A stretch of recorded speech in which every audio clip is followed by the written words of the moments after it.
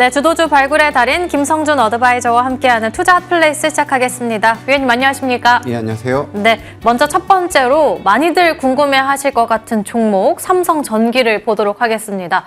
오늘은 장중에는 7%가량 급등하면서 30만 원 돌파가 나왔고 52주 신고가 경신까지 나왔습니다. 현재 구간에도 3.9%가량 올라주는데 엔비디아향 공급망에 합류를 하면서 오늘 이렇게 강한 흐름을 나타내고 있습니다. 반도체주가 이제는 엇갈리고 있는데 올라가는 반도체주를 따라가야 되는 건지 아니면 오늘 같은 시장에서 내리는 반도체에서 기회를 찾아봐야 되는 건지 궁금한데 위원님 어떻게 보실까요? 사실 지난 주말에도 이제 수급 데이터 나왔었는데요. 역시 반도체가 가장 압권으로 좋았었던 흐름은 분명히 있습니다. 그리고 기본적으로 이제 증시 일부의 조정이 좀 나오고 있는 상황에서는 많이 올랐던 반도체 종목군들이 약간 차익 매물은 나오고 있습니다만 그렇게 오랫동안 가진 않을 거다라고 생각은 되고요. 그러니까 조정을 활용한 전략은 분명히 좋다라는 말씀을 먼저 드리고요.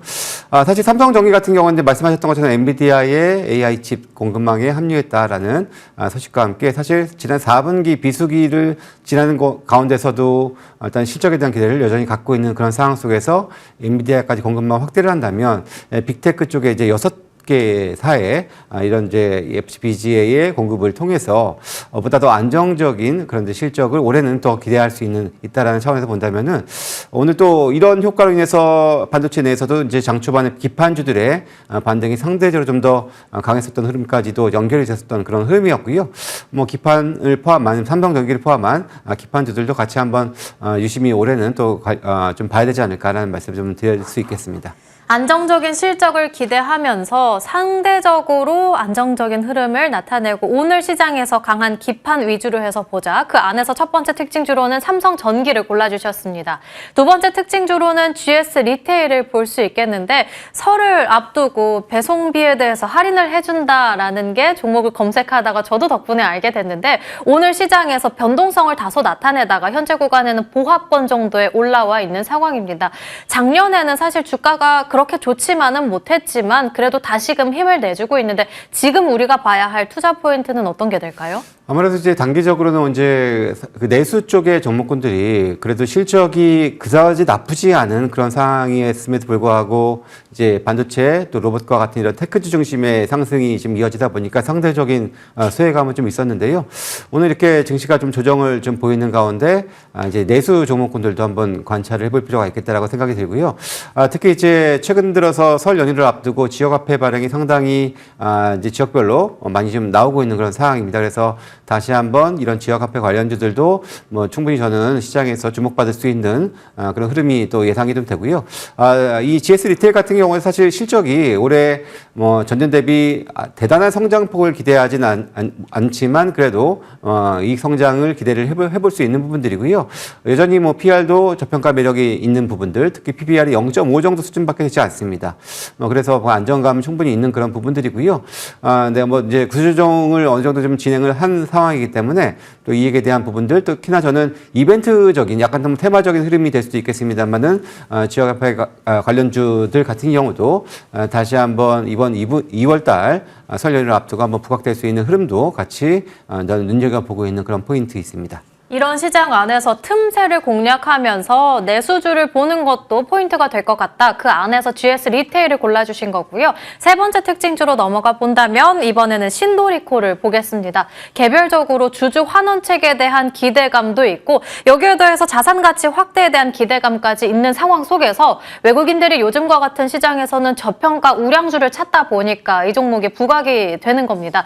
오늘 시장에서도 강세 흐름을 나타내면서 장중에는 상한가까지 올라가기도 했다가요. 현재 구간에는 16%가량 올라주고 있습니다. 지금 중간 전략 어떻게 챙겨보는 게 좋을까요? 사실 신도리코가 평상시 거래량이 10,000주가 채 되지 않을 정도로 거래가 상당히 상당히 적은 그런 종목이기 때문에 아무래도 이렇게 오랜 기간 이렇게 좀 있었던 그런 이런 투자자들이 오랜만에 급등을 하다 보니까 이제 매물을 좀 많이 내놓고 있는 것 같습니다. 물론 기본적으로 이 자사주를 15% 이상 가지고 있고 자사주 소각에 대한 기대도 뭐 이제 정부 정책과 함께 연결될 수 있는 부분들도 있겠고요. 특히나 이제 본사가 있는 성수동에 이 자산 부지까지도 부각되면서 오늘 장 초반 급등을 좀 보였었는데요. 말씀을 드렸던 것처럼 사실 이런 종목의 이런 접근은 사실 좀 더 조심하셔야 될 것이 거래량이 상당히 적다라는 것들은 분명히 부담 요인이기 때문에 그래도 이제 이러한 스타일의 종목군들 역시 정부의 정책에 대한 수혜를 대한 기대를 갖고 있는 종목군들도 같이 한번 눈여겨봐야겠다라는 말씀 드리겠습니다. 분명히 좋은 종목은 많지만 거래량이 상당히 낮다는 점은 투자 유의하시는 게 좋을 것 같다 말씀해 주셨고요. 오늘 이 세 종목 가운데 공략주는요?